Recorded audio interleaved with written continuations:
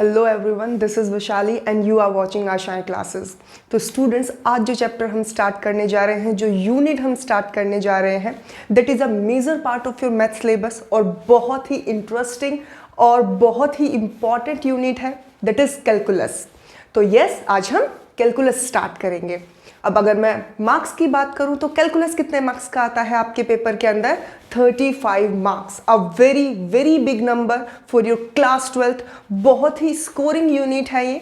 It contains 5 chapters in it, like first is continuity and differentiability, second is application of derivative, third is integrals, fourth is application of integrals, and fifth and the last chapter is differential equations. तो student, before मैं calculus start करूं, मैं आपको ये बताती हूं how to deal with calculus. तो अगर मैं कैलकुलस की बात कर रही हूं तो देयर आर 2 इंपॉर्टेंट थिंग जो कैलकुलस के अंदर है। First is formulas and second is concept. तो स्टूडेंट, जो फॉर्मूलाज है वो पूरा का पूरा आपके हाथ में है, क्योंकि फॉर्मूलाज याद आप ही को करने पड़ेंगे। Yes, formulas plays a very very vital role. अगर आपको फॉर्मूलाज नहीं पता, आप कैलकुलस नहीं कर सकते, that's it. But on the other hand, अगर आपने वो कुछ फॉर्मूलाज हैं वो आपने याद कर लिए तो वो एक्सट्रीम एंड पे चला जाता है, calculus become very very easy. And second चीज मैंने क्या बताई? कॉन्सेप्ट। वो आप मुझ पे छोड़ दीजिए, कॉन्सेप्ट मैं समझाऊंगी, just listen the video, but formulas आपको खुद याद करने होंगे। नाउ अगर अब मैं बात करूं इस चैप्टर की, that is continuity and differentiability. तो स्टूडेंट, इस चैप्टर के अंदर पहले हम क्या पढ़ेंगे? कॉन्टिन्यूटी। इन दिस वीडियो हम सिर्फ कॉन्टिन्यूटी कवर करेंगे, क्योंकि ये बहुत बहुत इंपॉर्टेंट चैप्टर है आपके बोर्ड वाइज भी और नॉलेज वाइज भी। उसके बाद कॉन्टिन्यूटी के बाद आपका स्टार्ट होगा डिफरेंशियबिलिटी और उसके बाद हम डेरिवेटिव्स पढ़ेंगे। यू कैन से कि इसमें बहुत अलग अलग टाइप के क्वेश्चंस हैं, अराउंड 5 to 6 अलग अलग टाइप के क्वेश्चंस हैं। एक और बात, अगर आपको ये चैप्टर करना है तो पूरा करना है। देयर इज नथिंग लाइक कि आप एक एक्सरसाइज कर लें एंड दूसरी छोड़ दें, because no one can predict कि क्वेश्चन किस एक्सरसाइज में से आएगा। But one thing that is for sure कि क्वेश्चन आएगा जरूर। हर कॉन्सेप्ट इंटरलिंक्ड है। जिस सीक्वेंस में मैं आपको पढ़ाऊंगी उसी सीक्वेंस में आपको पढ़ना है। पहले कॉन्टिन्यूटी, फिर डिफरेंशियबिलिटी, उसके बाद हम डेरिवेटिव्स सीखेंगे, लाइक कंपोजिट फंक्शन का कैसे करें, इनवर्स ट्रिग्नोमेट्रिक फंक्शन का कैसे करें, पैरामीट्रिक फॉर्म है तो उसका डेरिवेटिव कैसे करें। वो बहुत इंटरेस्टिंग चीज भी है। चेन रूल है एक आपका, that is equally important. So for now, for the chapter number 5 continuity and differentiability, हम स्टार्ट करते हैं अपनी एक्सरसाइज का इंट्रो, दैट इज 5.1, जिसमें हम सिर्फ और सिर्फ कॉन्टिन्यूटी निकालना सीखेंगे। So let's start. Okay student, तो स्टार्ट करते हैं कॉन्टिन्यूटी। इस पर्टिकुलर वीडियो में हम सिर्फ कॉन्टिन्यूटी कवर करेंगे। हम बहुत फास्ट नहीं चलेंगे कैलकुलस में, आराम आराम से करेंगे। मुद्दा क्या है कि चीज़ें समझ आनी चाहिए। एक बार चीज़ें समझ आने लगी तो कैलकुलस आसान लगने लगेगा। Let's start. ये आपका चैप्टर का नाम है, that is continuity and differentiability. कौन सा चैप्टर है? Chapter number 5 of your NCERT book. Start करते हैं। इससे पहले कि स्टूडेंट मैं आपको कॉन्टिन्यूटी की डेफिनेशन बताऊं एंड ऑल दैट कि उसके क्वेश्चंस कैसे होते हैं, उससे पहले कुछ चीज़ें देख लेते हैं कि मतलब वहां तक पहुंचने के लिए एक प्रोसीजर है, उसको देख लेते हैं। सबसे पहले कॉन्टिन्यूटी वर्ड। कॉन्टिन्यूटी वर्ड का मतलब क्या होता है? कॉन्टिन्यूस तो आपने पढ़ा होगा। कॉन्टिन्यूस मीन्स लगातार, जो चीज़ें लगातार, कि आपको कॉन्टिन्यूसली पढ़ाई करनी चाहिए, आपको डे स्किप नहीं करना चाहिए। कॉन्टिन्यूस का एक मतलब बुकिश जो डिक्शनरी मीनिंग होता है वो आपको पता है, वहीं से वर्ड आया है कॉन्टिन्यूटी, मतलब जो लगातार चलेगा। अब आप आगे देखेंगे इसी चीज़ को कि मैं क्या कहना चाह रही हूँ। इससे पहले मैं आपको एक ये फंक्शन देती हूँ जिसकी वैल्यू है 1 if x is less than equals to 0 and इसकी वैल्यू है 2 if x is greater than 0। ऐसा कीजिए, वीडियो को पॉज कीजिए, फटाफट इसका ग्राफ बना दीजिए। कैसे बनेगा? 2 लाइन ड्रॉ होंगी। कैसे? लाइक दिस कि अगर वैल्यूज x की वैल्यू 0 से छोटी है तो वैल्यू 1 है, और अगर x की वैल्यू 0 से बड़ी है तो वैल्यू क्या है आपकी? 2। अब आप एक और चीज नोटिस कर रहे होंगे यहाँ पे, तो ये फिल्ड सर्कल लगा हुआ है, मतलब अगर at x is equals to 0 value क्या है? 1। तो यहाँ पे x इज इक्वल्स टू 0 की वैल्यू भी हमने प्लॉट कर दिया। हियर x की वैल्यू आफ्टर 0, मतलब ऑल पॉजिटिव वैल्यू के लिए फंक्शन की वैल्यू 2 है, बट एट 0 यहाँ पे 2 नहीं है, इसलिए ये एक होलो सर्कल लगा हुआ है, अनफिल्ड सर्कल। ओके, ये फंक्शन था, उसका ग्राफ है, समझ आ गया? अभी तक कोई बड़ी बात नहीं हुई है। अब अगर मैं आपको ये पूछूं कि ये जो आपने अभी अभी ग्राफ प्लॉट किया, क्या आप इसको बिना पेन उठाए बना सकते हैं?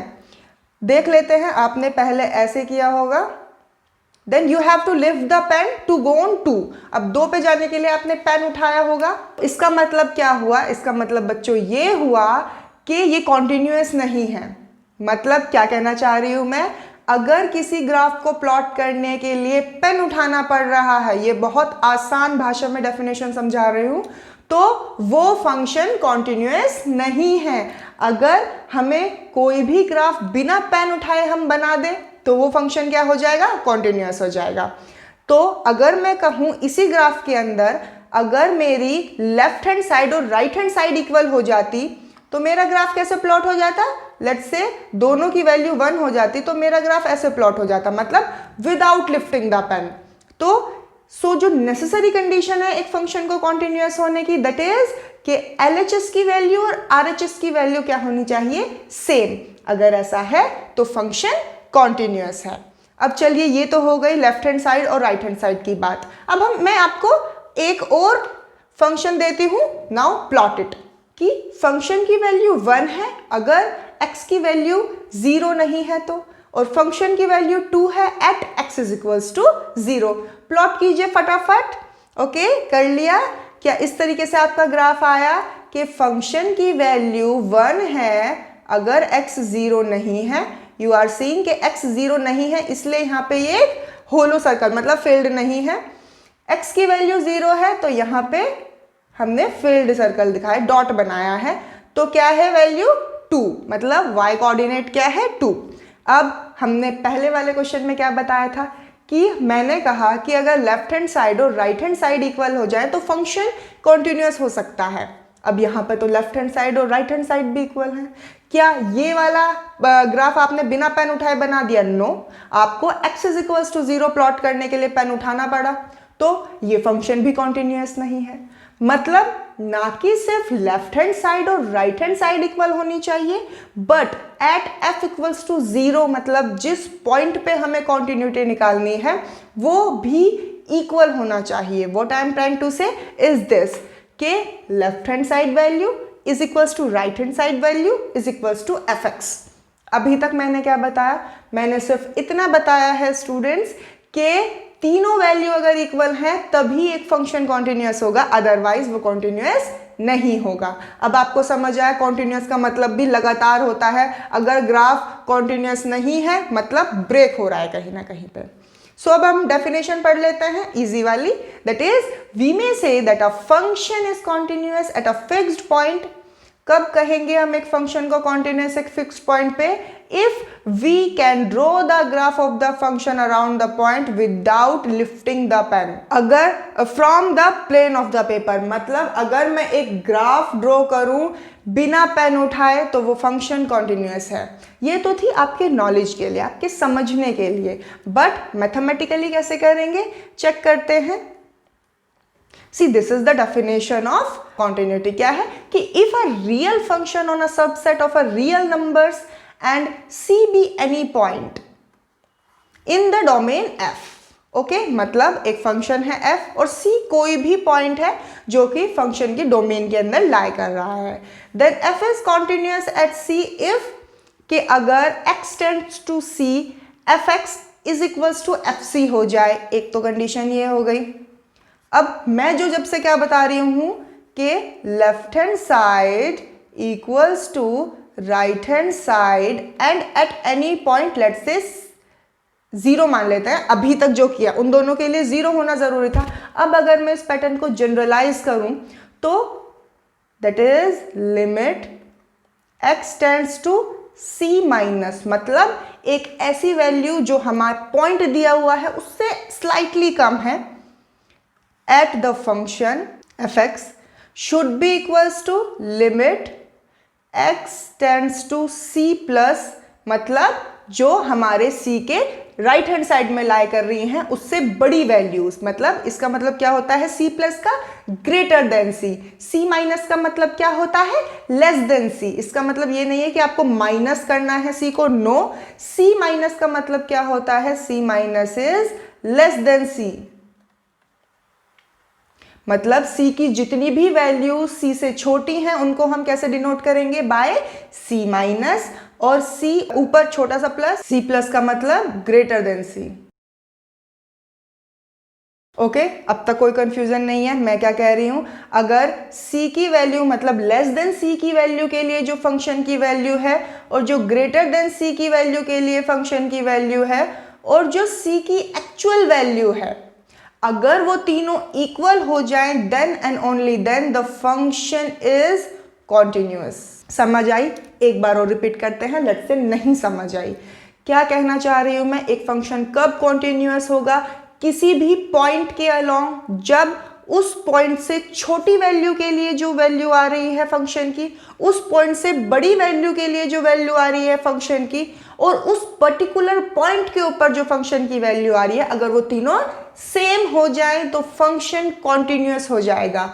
सो बिफोर मैं आपको कोई एग्जाम्पल बताऊं कॉन्टिन्यूटी का, कुछ फॉर्मूलाज हैं जो आपने ऑलरेडी पढ़े हुए हैं, बट एक बार रिवाइज कर लीजिए, शायद यहां पर काम आ सकते हैं। So let's study formulas. तो पहला फॉर्मूला क्या है आपका, that is limit x tends to 0 sine x upon x 1 होता है। Second formula is limit x tends to 0 tan x upon x 1 होता है। सिमिलरली ये इनवर्स के लिए फॉर्मूला है, ये tan इनवर्स के लिए फॉर्मूला है। This formula is for cos के limit x tends to 0 cos x क्या होता है 1 होता है। दिस इज एक्सपोनेंशियल फॉर्मूला के e की power x minus 1 upon x when limit x tends to 0 क्या होता है अगेन 1। देन फर्दर ये फॉर्मूला है कि a की power x minus 1 upon a when limit x tends to 0 क्या होता है log a। Then limit x tends to 0 log bracket में 1 प्लस x अपॉन x क्या होता है 1। Then there are two exponential formulas, तो ये क्या है कि e की पावर इंफिनिटी क्या होता है इंफिनिटी, बट e की पावर माइनस इंफिनिटी क्या होता है 0। स्टूडेंट ये रिजल्ट्स बहुत इंपॉर्टेंट है आपके कैलकुलस के अंदर, 9th और 10th याद हो गए। e की पावर इंफिनिटी इंफिनिटी, e की पावर माइनस इंफिनिटी क्या हो जाएगा 0। आई होप कि ये सारे फॉर्मूलाज आपको पता होंगे, इनको याद कर लीजिएगा एक बार। अब स्टार्ट करते हैं अपने एग्जाम्पल के साथ। तो क्या एग्जाम्पल दिया हुआ है, examine whether the function f, जो हमारा फंक्शन f है, given by F X is equals to X square is continuous at x is equals to 0। This is the pattern जिसमें आपको क्वेश्चन दिया रहेगा, एक फंक्शन दे दिया जाएगा दिस वे, और एक पॉइंट दिया जाएगा जिसके अलोंग आपको कॉन्टिन्यूटी चेक करनी है। ये दो चीजें आपको कहां गिवन होंगी क्वेश्चन के अंदर, क्या, एक फंक्शन और एक पॉइंट। अगर ये गिवन है तो उसके बाद तो आपको कुछ भी नहीं करना है और सिर्फ कॉन्टिन्यूटी आ जाएगी, that is starting the solution. मैंने अभी क्या बताया था कि अगर left hand limit, right hand limit and the value at the function तीनों इक्वल आ जाए तो फंक्शन कॉन्टिन्यूअस हो जाता है। तो उसी तरीके से हम प्रोसीड करते हैं। तो कहां से स्टार्ट करेंगे, सबसे पहले वही फॉर्मूला लिखते हैं, that is limit x tends to c minus fx should be equals to limit x tends to c plus fx is equals to at fc। ये है, ये हमें क्या करना है, प्रूव करना है। अगर ये ट्रू है तो ही हमारा फंक्शन कॉन्टिन्यूअस आएगा। तो सबसे पहले सबसे आसान वाला सॉल्व करते हैं, that is f at c, मतलब here f at 0, f x क्या दिया हुआ है एक्स स्क्वायर, हमें क्या निकालना है f0, मतलब x के प्लेस पे 0 पुट करना है, कर देते हैं 0 का स्क्वायर इज इक्वल्स टू 0। तो हमारी एक वैल्यू आ गई f at 0 दैट इज 0। अब हम क्या प्रूफ करेंगे, अब हमें निकालनी है अपनी लेफ्ट हैंड साइड की वैल्यू, मतलब for limit x tends to c negative fx निकालना है। अब इसका मतलब क्या है, अब जो मैं इसके बाद अगली लाइन लिखूंगी उसे बहुत ध्यान से देखना है। मैं कह रही हूं कि मुझे प्रूफ करना है कि c से छोटी वैल्यू क्या आएगी, ये मुझे निकालना है कि फंक्शन में अगर 0 से छोटी वैल्यू मैं पुट करूं तो मेरी वैल्यू क्या आएगी, ये हमें निकालना है।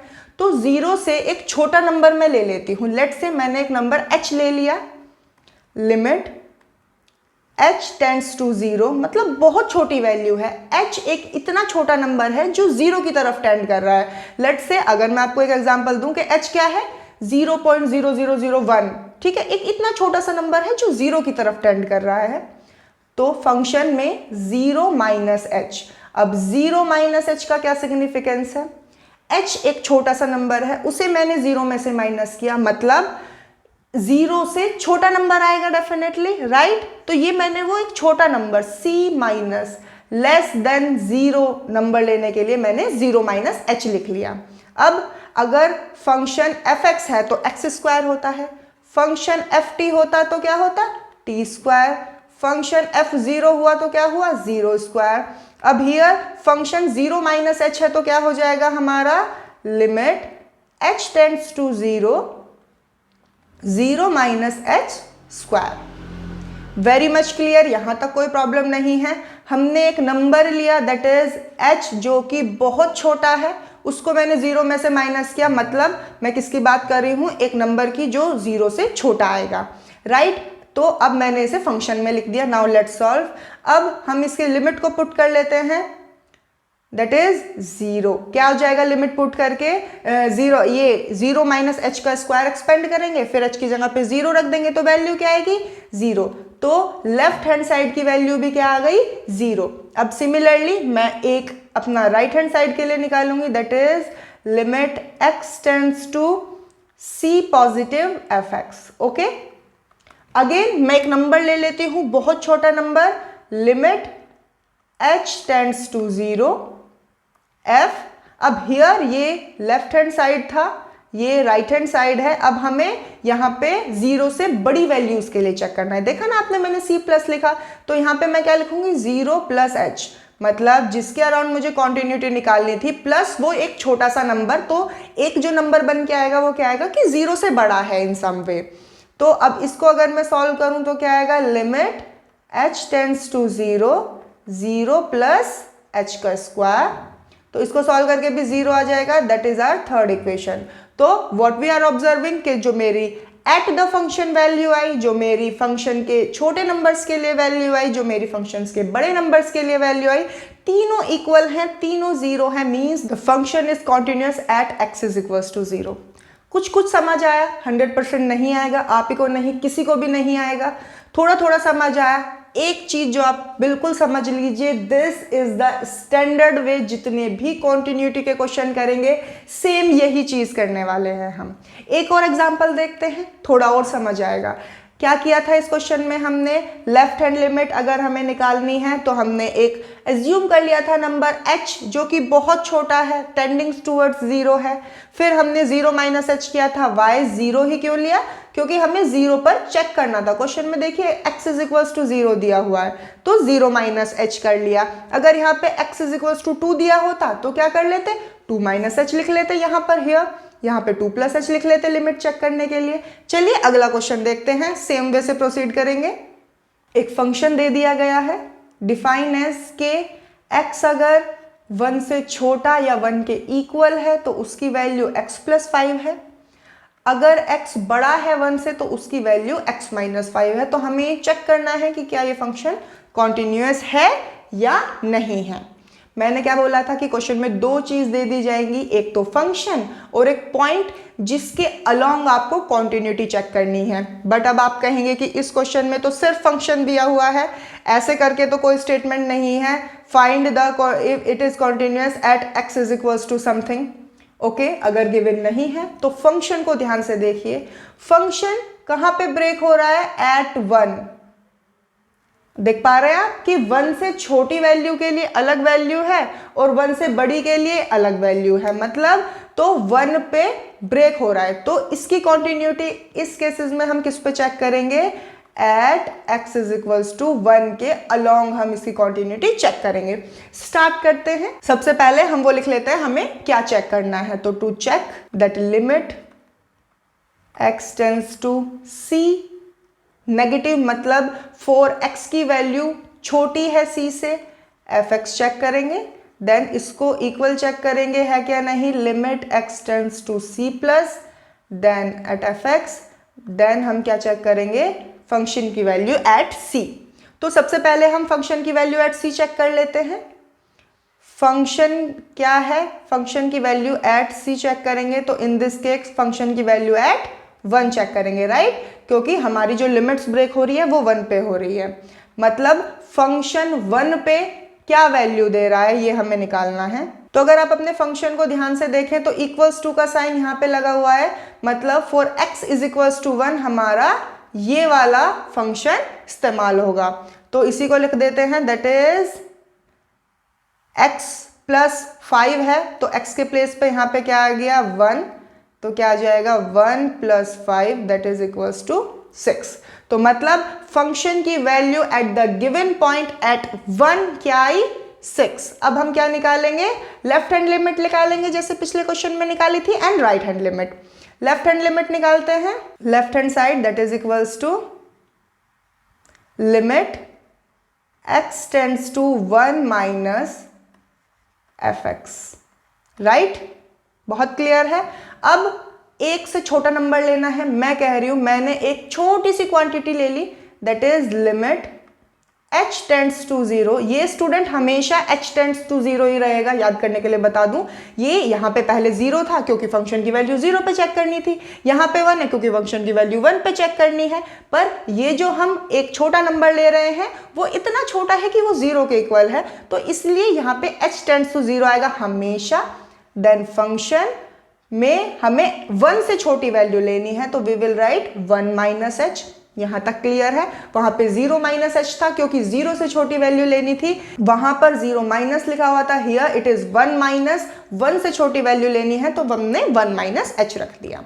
अब चेक कीजिए कि फॉर वैल्यूज लेस देन 1 आपका कौन सा फंक्शन है, लेस देन का साइन यहां पे लगा हुआ है, मीन्स अगेन दिस वन, तो क्या है x प्लस 5 है for value less than x। अब मैं किसकी बात कर रही हूं, f 1 माइनस एक्स, तो x के प्लेस पे क्या आ जाएगा 1 माइनस h, रख देते हैं limit h tends to 0 1 minus h plus 5। तो इसको सॉल्व करके क्या आ जाएगा, अब h की वैल्यू 0 हम पुट कर देंगे, इसमें लिमिट पुट कर देंगे, तो 1 प्लस 5 दैट इज 6, मतलब अभी भी मेरी वैल्यू लेफ्ट हैंड साइड की क्या आई 6। अब राइट हैंड साइड के लिए चेक करते हैं, तो उसके लिए हम क्या लिखेंगे, limit x tends to 1 plus, मतलब for the values of x greater than 1, 1 plus का मतलब मैंने बताया है greater than 1 fx।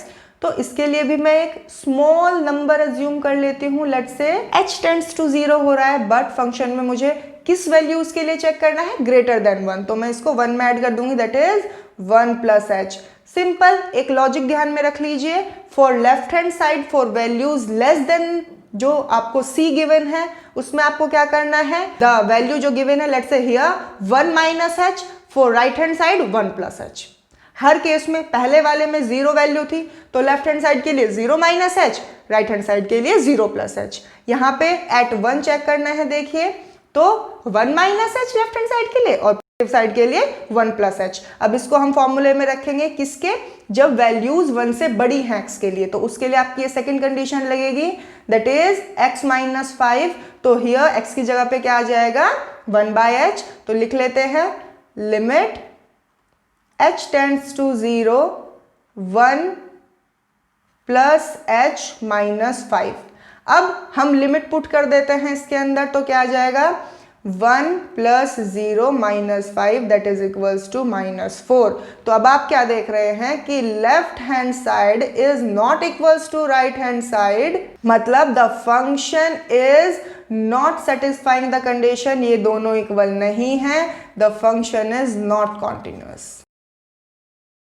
Okay student, ये सिंपल स्टेप हैं, 3 स्टेप हैं, हर क्वेश्चन में सेम करना है, आपकी एक्सरसाइज है 5.1, सब में ये 3 स्टेप लगाते जाइए, फाइंड करते जाइए, तीनों वैल्यूज इक्वल हैं तो कॉन्टिन्यूअस है, तीनों वैल्यूज इक्वल नहीं है तो कॉन्टिन्यूअस नहीं है। ये थे कॉन्टिन्यूटी की बात। अब आगे चलते हैं थोड़ा, दैट इज थ्योरम्स पढ़ते हैं। पहला थ्योरम क्या कहता है student, suppose f and g be two real functions, ठीक है, दो फंक्शन है, अभी जैसे पिछले क्वेश्चन में एक दिया हुआ था ना एफ, ऐसे ही अगर आपको दो दिए हुए हैं, एक एफ है एक जी है, एफ अलग है जी अलग है, ठीक है, दो फंक्शन है, कॉन्टिन्यूअस है दोनों। क्या बात ध्यान रखनी है कि दोनों क्या है, कॉन्टिन्यूअस है eight real number C.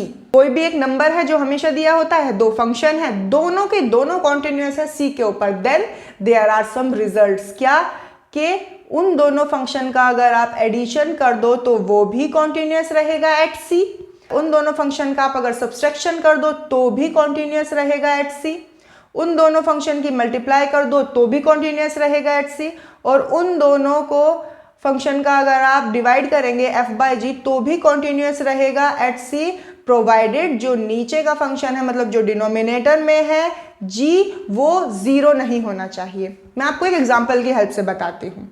Let's say एक फंक्शन है f x that is sine x. Sine x क्या होता है, साइन एक्स एक कॉन्टिन्यूअस फंक्शन होता है। ग्राफ आपको पता है ऐसे ऐसे एक साइनोसॉइडल वेव बनती है, कंप्लीट ग्राफ होता है, कॉन्टिन्यूअस होता है, कहीं पेन नहीं उठाना पड़ता उसे बनाने के लिए। दूसरा फंक्शन ले लेते हैं जी, लेट्स से जी एक्स, ये क्या है आपका कॉस एक्स, ओके। अब दो फंक्शन है, दोनों कॉन्टिन्यूअस है, विच मीन्स के पहली प्रॉपर्टी के अकॉर्डिंग जो आपका फंक्शन आएगा sine x plus cos x, वो क्या आएगा, that is also continuous at c. इनका जो सब्सट्रैक्शन आएगा that is sine x minus cos x, वो भी कॉन्टिन्यूअस होगा। जो इनका मल्टीप्लीकेशन आएगा that is sine x into cos x, वो भी क्या होगा, कॉन्टिन्यूअस होगा एट सी। और जो इनका डिवीजन आएगा that is sine x upon cos x, क्या होता है sine x upon cos x, ten x होता है, तो टेन एक्स भी कॉन्टिन्यूअस होगा, बट एक पॉइंट है जहां पे वो कॉन्टिन्यूअस नहीं होगा, जब cos x जीरो हो जाएगा, मतलब at every odd multiple of pi by 2 tan x continuous नहीं होगा, अदरवाइज tan x कॉन्टिन्यूअस होगा। तो ये चार प्रॉपर्टी थी, दोबारा रिपीट कर देती हूं।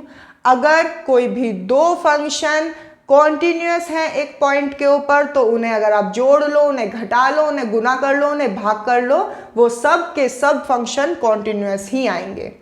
आगे चलते हैं, सेकेंड थ्योरम देखते हैं, दैट इज सपोज एक फंक्शन है f और एक फंक्शन है g are real valued function such that f o g is defined at c. अब एफ ओ जी क्या होता है स्टूडेंट्स, आपने कंपोजिट फंक्शन पढ़े होंगे in your relation and function chapter, वही होता है एफ ऑफ जी। मैं एक बार अगर आपको एग्जांपल की हेल्प से बताऊं क्या होता है, सो दिस, लेट्स से एक फंक्शन है f x that is sine x, एक फंक्शन है दूसरा g x that is x square.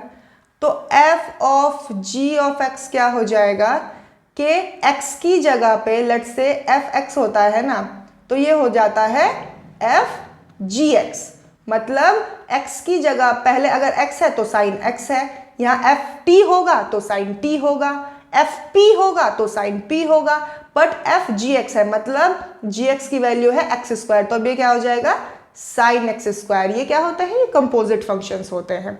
तो okay, is defined at C, C पे है। अगर g कॉन्टिन्यूअस है, if g is continuous at c and if f is continuous at c, मतलब g continuous है c के ऊपर, और जब g कॉन्टिन्यूअस है c के ऊपर, उस फंक्शन के ऊपर f कॉन्टिन्यूअस है, तो आप ये कह सकते हैं कि f ऑफ g भी कॉन्टिन्यूअस होगा एट c। क्या कहना चाह रहे हैं ये, लेट्स से कि जो हमने एग्जांपल लिया था कि एक्स स्क्वायर कॉन्टिन्यूअस है, लेट्स से किसी पॉइंट के ऊपर, लेट्स से 1 के ऊपर एट 1 एक्स स्क्वायर कॉन्टिन्यूअस है, तो ये कह रहा है, और sign x square sine x भी कॉन्टिन्यूअस है सी के ऊपर, तो दिस इज टेलिंग के जो एफ ऑफ जी आएगा that is sine x square, ये भी कॉन्टिन्यूअस होगा।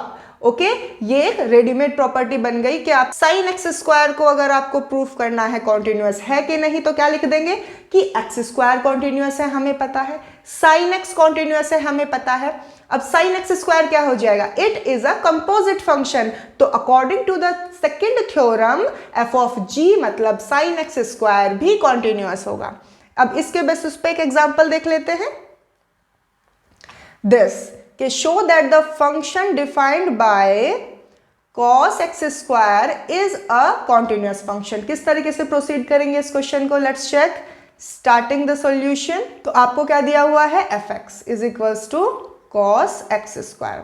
अब इसको स्प्लिट कर लीजिए, लेट्स से आप ले लीजिए px ले लीजिए, दैट इज cos x, और एक qx ले लीजिए, that is x square.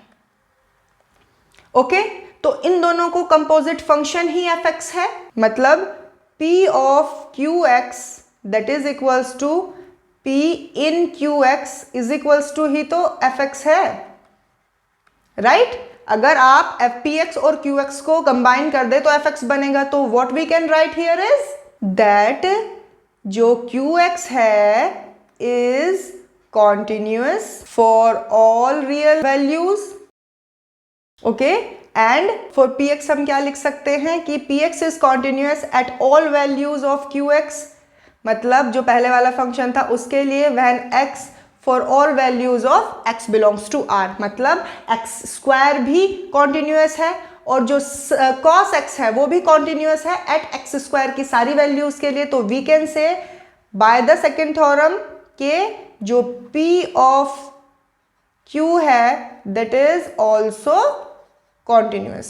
Okay student, तो ये था एक कंपोजिट टाइप का फंक्शन। तो इस तरह के क्वेश्चन इस तरीके से सॉल्व होंगे कि भाई एक जो फंक्शन हमने लेट किया है qx is continuous for all real numbers, px is continuous at all values of qx।